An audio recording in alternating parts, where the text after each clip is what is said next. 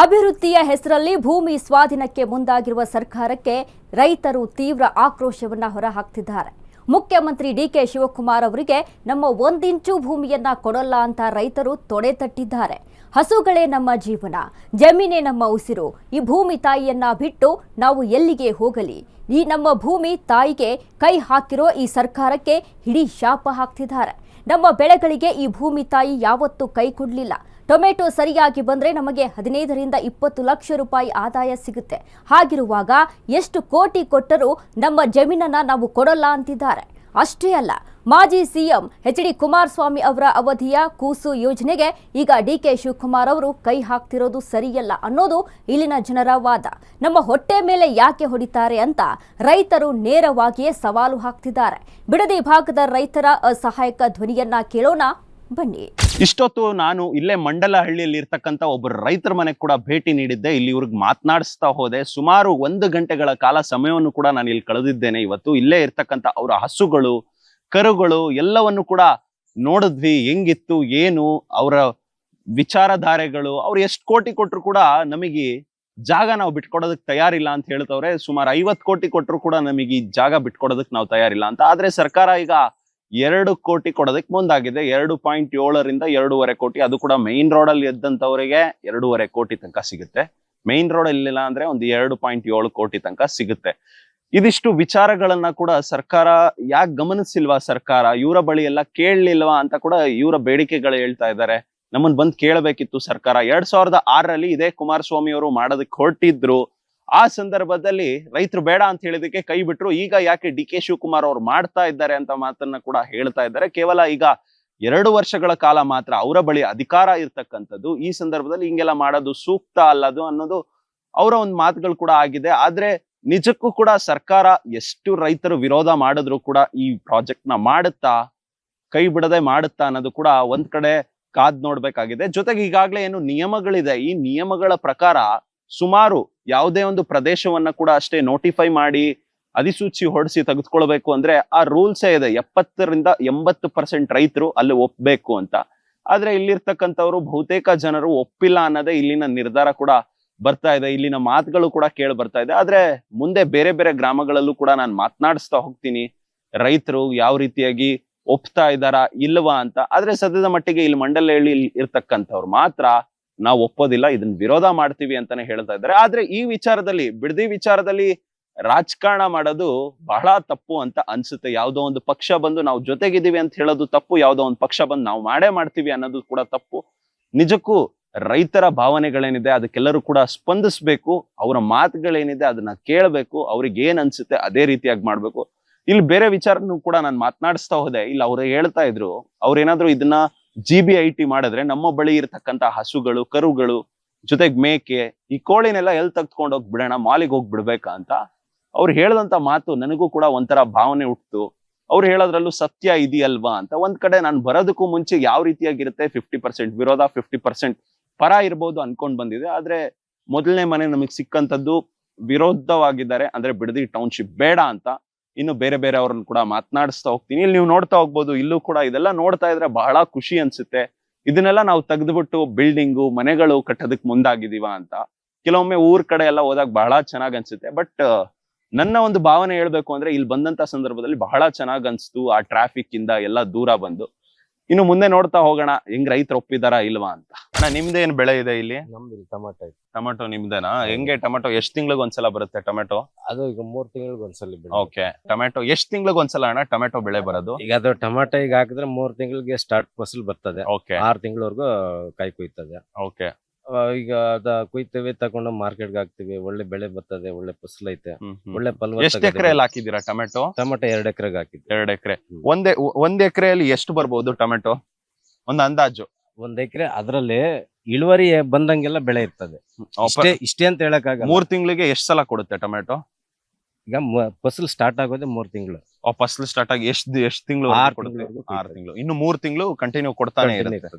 ಒಂದ್ ಅಂದಾಜು 1 ಎಕರೆಯಲ್ಲಿ 6 ತಿಂಗಳಲ್ಲಿ ಎಷ್ಟು ದುಡಿಬಹುದು ಟೊಮೆಟೊ ಇಟ್ಕೊಂಡಿದ್ರೆ? ಟೊಮಾಟೊ ರೇಟ್ ಒಂದ್ ಸಿಕ್ಕಿದ್ರೆ 10-15 ಲಕ್ಷವರೆಗೂ ಬರ್ತದೆ 1 ಎಕರೆಗೆ. ಹೌದು.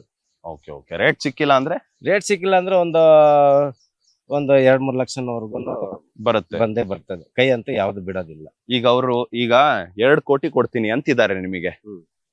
1 ಎಕರೆಗೆ. ಅಲ್ಲಿ ನಿಮ್ದು 2 ಎಕರೆ ಮಾರಿದ್ರೆ ನಿಮ್ಗೆ ಒಂದ್ 4 ಕೋಟಿ ಚಿಲ್ಲರೆ ಸಿಗುತ್ತಲ್ಲ, ಮಾರ್ತೀರಾ? ಇಲ್ಲ ಸ್ವಾಮಿ, ಮಾರಲ್ಲ. ಮಾರಲ್ಲ.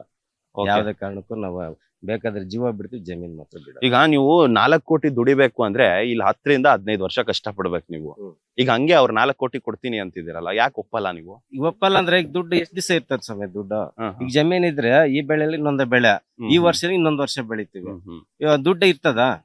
ರಾಗಿ ಈಗ ಮನೇಲಿ ರಾಗಿ ಇರ್ತವೆ, ತಗೊಂತ ಇದ್ರೆ ರಾಗಿ ಉಬ್ತದೆ, ಖಾಲಿ ಆಗ್ಬಿಡುತ್ತೆ. ಖಾಲಿ ಆಗ್ಬಿಡ್ತವೆ. ಈಗ ದುಡ್ಡಲ್ಲಿ ನೀವು ಬೇರೆ ಕಡೆ ತಗೋಬೋದಲ್ಲ ಜಾಗ. ಯಾರು ಕೊಡ್ತಾರೆ ಸ್ವಾಮಿ ಅಷ್ಟೊಂದು ಇದ್ರಲ್ಲಿ? ಈಗ ಈ ರೇಟ್ ಅಲ್ಲಿ ಈಗ 2 ಲಕ್ಷ ಕೊಡ್ತೀವಿ, 2 ಕೋಟಿ ಕೊಡ್ತೀವಿ ಅಂತವ್ರೆ. ನಾವ್ 2 ಕೋಟಿ ತಗೊಂಡೋದ್ರೆ ಒಂದ್ ಸೈಟ್ ಕೊಡಲ್ಲ, ಇಲ್ಲಿ ಸೈಟ್ ಸಿಗಲ್ಲ. ಸರ್, ಇದು ಕುಮಾರಸ್ವಾಮಿ ಕೂಸು ಅಂತಾರೆ. 2006ರಲ್ಲಿ ಇವ್ರು ಮಾಡಿದ್ರು, 5 ಕಡೆ ಟೌನ್ಶಿಪ್ ಮಾಡಿದ್ರು ಮಾಡೋಣ ಅಂತೇಳಿ.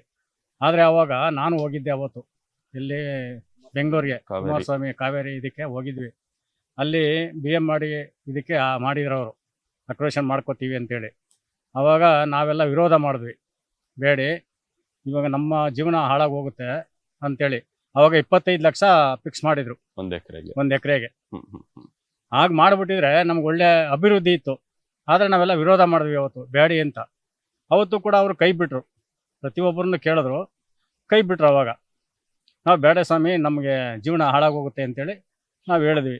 ಆವಾಗ ಕೈ ಬಿಟ್ರು ಅವರು.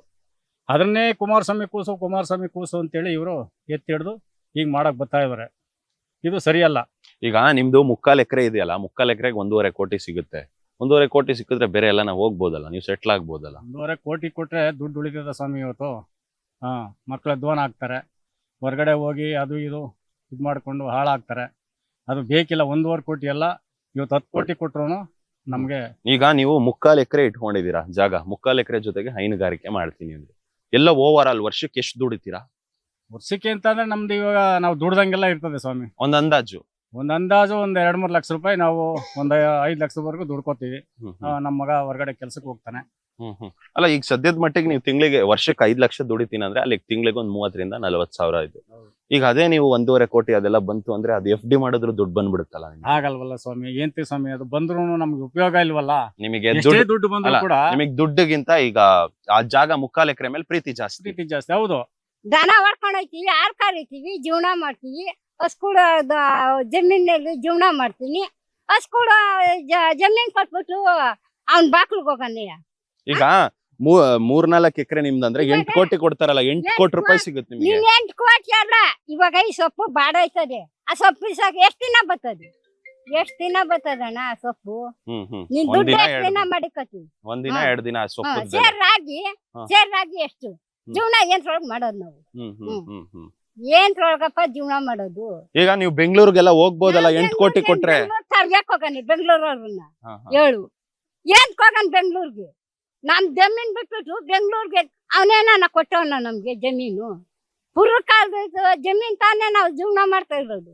ಅವನೇಂತ ನಾವೇ ಬೆಟ್ಟ ತಾನೆ ಅವನು ಇದ್ರ ಗಂಟೆ ಹೋಗಿರೋದು. ಹೇಳೋಣ. ಇವತ್ತು ಜಮೀನ್ ಕಿತ್ಕೊಬಿಟ್ಟು ಅವನ ಹೆಂಡ್ರ ಮಕ್ಳಂಗೆಲ್ವ ನಾವು ಜೀವನ ಮಾಡೋದು? ಅವ್ನ್ ಕೊಟ್ಟಿಲ್ಲ ಅವನೇ, ನಾವು ನೆಲ ನೋಡ್ಕೊಂಡು ಜೀವನ ಮಾಡ್ತೀವಿ. ಈಗ ಏನೇ ಅಂದ್ರು ನೀವು ಜಮೀನ್ ಕೊಡಲ್ಲ? ಕೊಡಲ್ಲ. ಎಷ್ಟು ಕೋಟಿ ಕೊಟ್ರು ಕೊಡಲ್ಲ? ಕೋಟಿ ಕೊಟ್ರು ಕೊಡಲ್ಲ. ಅವನೇ ಬರ್ಲಿ ನಮ್ ಬಾಕ್ಲಲ್ಲಿ ಕಸ ಹಾಕ್ತೀವಿ. ಈಗ 3-4 ಎಕರೆ ಇದೆ ಅಂದ್ರೆ 3-4 ಎಕರೆಯಲ್ಲಿ ಏನ್ ಬೆಳೆಸ್ತೀರಾ? ಆಗ ದನ ಮೇಯಿಸ್ತೀನಿ. ಏನು ಬೆಳೆಸಿಲ್ಲ ಅಂದ್ರೂ ದನ ಮೇಯಿಸ್ತೀರಾ? ಮೇಯಿಸ್ತೀನಿ, ಹಾಲು ಕರಿತೀನಿ, ಜೀವನ ಮಾಡ್ತೀನಿ. ನಾನು ಇಷ್ಟೇ ಬೆಳಿತೀನಿ ಅಂತ ಹೇಳಲ್ಲ. ನನ್ ಜಮೀನು ಇರೋದು ನಾನು ಜೀವನ ಮಾಡ್ತೀನಿ. ಯಾರಿಗಾನ ಪಾಲು ಕೊಡ್ತೀನಿ, ನಾನ್ ಕೈಲಾದ್ರು ಮಾಡ್ತೀನಿ. ಈಗ ನಿಮಗೆ ಬೇರೆ ಕಡೆ ಎಲ್ಲ ಒಳ್ಳೆ ಮನೆ ಮಾಡ್ಕೊಡ್ತೀನಿ ಅಂದ್ರೆ ಹೋಗಲ್ಲ? ಬೇರೆ ಕಡೆ ನಾವು ಇರೋ ಸ್ಥಳ ಬಿಟ್ಟು ನಮ್ಮ ಅಪ್ಪ ನಮ್ಮ ಅಮ್ಮನ ಹಾಕ್ಬಿಟ್ಟು ಬೇರೆ ಹೋಗಿ ಕೈ ಮುಗಿತೀನಪ್ಪ. ನಮ್ಮ ಊರೊಳಗೆ ಕೈ ಮುಗಿಯೋದು. ಹೌದು. ಈಗ ಬಿಟ್ಟೋಗಲ್ಲ ಫೈನಲಿ ನಿಮ್ದು ಅಷ್ಟೇ? ಫೈನಲ್ ಬಿಟ್ಟೋಗಲ್ಲ. ಈಗ ಮಂಡಲಹಳ್ಳಿ ಬೇರೆ ಬೇರೆ ಹಳ್ಳಿಗಳಿಗೆ ಈಗಾಗಲೇ ನೋಟಿಫಿಕೇಶನ್ ಕೊಟ್ಬಿಟ್ಟಿದ್ದಾರೆ 518 ಎಕರೆ ತೆಗೆದುಕೊಳ್ಳೋದಕ್ಕೆ. ಅದು ಫಲವತ್ತಾದ ಭೂಮಿನ ನಾನು ಅಲ್ಲಿ ಹೋಗಿ ಬಂದೆ. ಎಲ್ಲಾ ಫಲವತ್ತಾದ ಭೂಮಿ ಸ್ವಾಮಿ. ಮಂಡಳ್ಳಿ ದೊಡ್ಡಿಲಿ ಇವಾಗ ಅದು 67 ಎಕರೆ ಇದೆ. 67 ಎಕರೆಯಲ್ಲಿ ಇವಾಗ ಮಂಡಳ್ಳಿ ಒಡೆರಳ್ಳಿ ಎಲ್ಲ 71 ಎಕರೆ ಇದೆ. ಅದು ಈಗ 51 ಎಕರೆ ನಮಗೆ ಪಾಣಿ ಕೊಟ್ಟಿದ್ದಾರೆ. ಈಗ ಅವರು ಕೇಸ್ ಆಗಾಗ ನಾವೆಲ್ಲ ಪಾಣಿಗಳು ಇಸ್ಕೊಂಡಿದೀವಿ. 51 ಎಕರೆ ಇವಾಗ ಪಾಣಿ ಕೊಟ್ಟಿದ್ದಾರೆ. ನಾವು ಜಮೀನು ಕೊಡಲ್ಲ ಅನ್ಬಿಟ್ಟು. ಒಡೆರಳ್ಳಿಲೂ ಅಷ್ಟೇ 63 ಎಕರೆ ಅಲ್ಲಿರೋದು. ಅಲ್ಲಿ 40 ಎಕರೆ ಪಾಣಿ ಕೊಟ್ಟಿದ್ದಾರೆ. ಕೆಂಪಯ್ಯನಪಾಳ್ಯದಲ್ಲಿ 350 ಎಕರೆ ಅಲ್ಲಿರೋದು. ಕೆಂಪಯ್ಯನಪಾಳ್ಯ ತಾಯಪ್ಪನ ದೊಡ್ಡಿ 350 ಎಕರೆ ಇರೋದು. ಅಲ್ಲಿ ಹೋಗಿ 200 ಎಕರೆದು ಪಾಣಿ ಕೊಟ್ಟಿದ್ದಾರೆ. ಇವರೆಲ್ಲರೂ ಸುಮ್ಮನೆ ಬೋಗಸ್ ಮಾಡ್ಕೊಂಡು ಅವ್ರು ಅಷ್ಟು ಕೊಟ್ಟವ್ರು ಇಷ್ಟು ಕೊಟ್ಟವ್ರು ಅಂತ ಇದು ಮಾಡ್ಕೊತಿದ್ರು. ಮೊನ್ನೆ ನಾವೆಲ್ಲ ಹೋಗಿ ರೈತರುಗಳ್ತಾವೆಲ್ಲ ಪಾಣಿ ಕಲೆಕ್ಟ್ ಮಾಡಿದೀವಿ.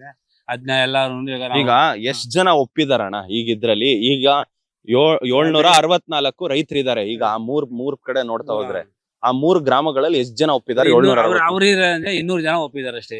ಅಷ್ಟೇ 500 ಜನ ಒಪ್ಪಿಲ್ಲ. 500 ಜನ ಒಪ್ಪಿಲ್ಲ. ಈಗ ಚಿನ್ನದ ಕೋಳಿ ತರ ಇದು ಮೊಟ್ಟೆ ಇಕ್ಕಿಸ್ಕತ್ತಾ ಇದ್ರೆ ಇರ್ತದೆ. ಅವನು ಇದು ಕೋಳಿ ಕುಯ್ದ್ಬಿಟ್ರೆ ಅಲ್ಲಿಗೆ ಸ್ಟಾಪ್. ಅದು 3/4 ಎಕರೆ ಅಷ್ಟೇ ಇರೋದು. ಇಲ್ಲ, ನಮ್ದು 2.5 ಎಕರೆ ಇದೆ. ಎಲ್ಲ ಸ್ಟೆಪ್ ಬೆಳೆದಿ ನೋಡಿ. ಇದು ಸೋರೆ ನಮ್ದೇನೆ. ಬೇಬಿ ಸೋರೆ ಎಲ್ಲ ಎಷ್ಟು ದುಡಿತೀರಾ ಓವರ್ ಆಲ್ ವರ್ಷಕ್ಕೆ? ವರ್ಷಕ್ಕೊಂದು 50 ಲಕ್ಷ. 50 ಲಕ್ಷ ದುಡಿತೀರಾ? ಅವ್ರು ಕೊಡೋ ದುಡ್ಡು 3 ವರ್ಷದಲ್ಲಿ ತೆಗಿತೀರಾ ನೀವು? 3 ವರ್ಷದಲ್ಲೇ ತೆಗಿತೀವಿ. ಹಂಗಿದ್ರೆ ನೀವು ಒಪ್ಪಲ್ವಾ ಅವ್ರು ಕೊಡೋ ದುಡ್ಡಿಗೆ? ಕಾರಣಕ್ಕೂ ಒಪ್ಪಲ್ಲ ಸರ್. ಇದೆಲ್ಲ ಇವರು ಮಾಮೂಲಿ ರಿಯಲ್ ಎಸ್ಟೇಟ್ ಅವ್ರು ಮಾತ್ರ ಇದಕ್ಕೆ ಒಪ್ಪಿಗೆ ಕೊಡ್ತಾ ಇರೋದು. ಈಗ 5 ಕೋಟಿ ಕೊಡ್ತೀನಿ ಅಂದ್ರೆ 10 ಕೋಟಿ ಕೊಟ್ರು ಕೊಡಲ್ಲ ಸರ್. ಒಂದೇ ಮಾತು ನಿಮ್ದು. 10 ಕೋಟಿ ಕೊಟ್ರು ಅದು ಯಾವತ್ತಿದ್ರು ಅದು ಇರ್ಕತಾ ಇರೋದು ಅಷ್ಟೇನೆ. ಇದು ಅಂದ್ರೆ ಪ್ರಾಫಿಟ್ ಅದ್ರಲ್ಲಿ ಏನು ಬರೋದಿಲ್ವಲ್ಲ. ಆ ದುಡ್ಡಿದ್ರೆ ಅದು ಎಳಿತಾ ಇರ್ತೀವಿ, ಅದಕ್ಕೆ ಖರ್ಚು ಮಾಡ್ತಾ ಇರ್ತೀವಿ. ಇದು ಅಂದ್ರೆ ಶಾಶ್ವತ ಆಗಿರ್ತದೆ. ಈಗ ಕೆಲವೊಬ್ರು ಹೇಳ್ತಾವ್ರೆ ಇದು ಬಿಡದಿ ವಿಚಾರದಲ್ಲಿ ರಾಜಕಾರಣ ಮಾಡ್ತಾವ್ರೆ ಅಂತ. ಈಗ ಸರ್ಕಾರದವ್ರು ಬಂದ್ಬಿಟ್ಟು ಮಾಡ್ಬೇಕು ಟೌನ್ಶಿಪ್ ಅಂತ ಹೇಳ್ತಾವ್ರೆ. ಈ ಹಿಂದೆ ಕುಮಾರಸ್ವಾಮಿ ಅವರ ಕೂಸು ಇದು ಅವ್ರದೇ ಕನ್ಸು, ಅದಕ್ಕೆ ನಾನ್ ಮಾಡಕ್ ಹೋಗ್ತಿದೀನಿ ಅಂತಾನು ಹೇಳ್ತಾವ್ರೆ ಸರ್ಕಾರದ ಭಾಗದಲ್ಲಿ. ಇನ್ನೊಂದ್ ಕಡೆ ವಿಪಕ್ಷದವರು ಇದು ಯಾಕೆ ಮಾಡ್ತಾ ಇದ್ದಾರೆ ಅಂತ ಅವರು ವಿರೋಧ ವ್ಯಕ್ತಪಡಿಸ್ತಿದ್ದಾರೆ. ಇದ್ರಲ್ಲಿ ಯಾರು ಸರಿ ಮಾಡ್ತಾ ಇದ್ದಾರೆ? ಈಗ ರಾಜಕೀಯದವರು 100 ಪಕ್ಷ ಬಂದ್ರು ಎಲ್ಲ ಒಂದೇ ಸರ್. ಅವ್ರಿದ್ದಾಗ ಇವ್ರು ಬರ್ತಾರೆ, ಇವ್ರು ಇದ್ದಾಗ ಅವ್ರು ಬರ್ತಾರೆ. ರೈತರು ಒಗ್ಗಟ್ಟಾಗಿರ್ಬೇಕು. ರೈತರು ನಂಬಿದೀವಿ ನಾವು ಅಷ್ಟೇನೆ. ಯಾರ ರಾಜಕೀಯದವ್ರನ್ನು ನಾವು ನಂಬಿಲ್ಲ.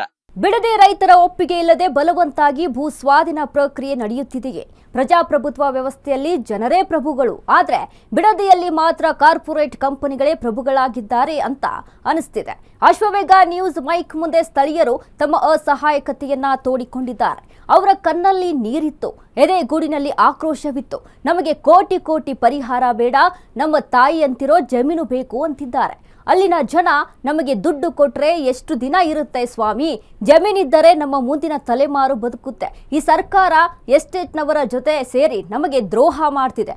ನಾವು ಯಾವುದೇ ಕಾರಣಕ್ಕೂ ಭೂಮಿ ಕೊಡಲ್ಲ ಅಂತಿದ್ದಾರೆ ಅಲ್ಲಿನ ಜನಸಾಮಾನ್ಯರು. ಆ ಬಗ್ಗೆ ನೋಡೋಣ ಮತ್ತೊಂದು ಬ್ರೇಕ್ನ ನಂತರ.